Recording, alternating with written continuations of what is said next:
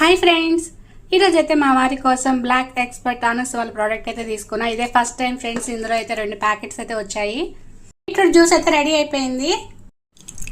Beetroot రసం అయితే చాలా వచ్చింది, వేస్ట్ అయిపోతుందేమో చూసుకొని కలుపుదాము. ఇది నిల్వ ఉంటుందంట, ఫ్రిడ్జ్లో పెట్టుకోవచ్చు. అప్పుడప్పుడు మళ్ళీ వేసుకుంటూ ఉండొచ్చు అనమాట. అందుకే మొత్తం కలిపేస్తున్నా. ఫైనల్గా ఎన్న అయితే ఇలా కలిపేసాను. 4 hours నానపెట్టి తర్వాత తలకి పెడతాను.